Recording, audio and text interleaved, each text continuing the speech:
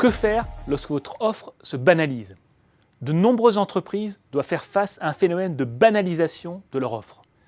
Commoditization en anglais. Comme leurs produits ou leurs services ne sont plus assez différents de ceux de leurs concurrents, elles sont condamnées à une guerre des prix.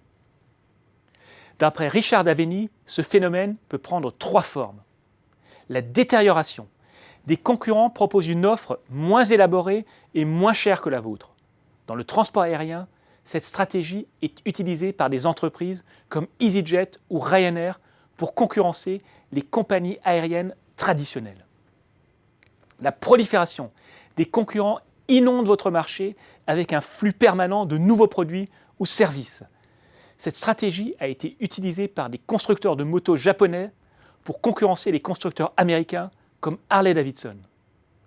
La surenchère. Des concurrents proposent une offre à la fois plus élaborée et moins chère que la vôtre. Cette stratégie a permis à Dell de dominer le marché des PC avec des produits sur mesure et moins chers que ceux de ses concurrents.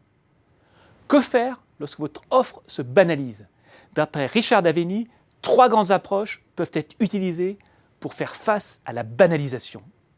La première approche consiste à abandonner purement et simplement le segment de marché qui a été banalisé. C'est ce qu'ont fait certaines compagnies aériennes lorsqu'elles ont été confrontées à des concurrents low cost. La deuxième approche consiste à attaquer frontalement le concurrent qui est à l'origine de la banalisation. Dans le domaine de la fast fashion, H&M fait appel à des célébrités pour promouvoir ses produits. L'objectif est de rendre l'offre de Zara moins attractive. La troisième approche consiste à s'appuyer sur la banalisation pour développer un nouvel avantage concurrentiel. Cette technique a été utilisée par les casinos de Las Vegas. Confrontés à une concurrence protéiforme, ils ont enrichi leur offre en y ajoutant une composante entertainment. Cela leur a permis d'attirer de nouveaux clients.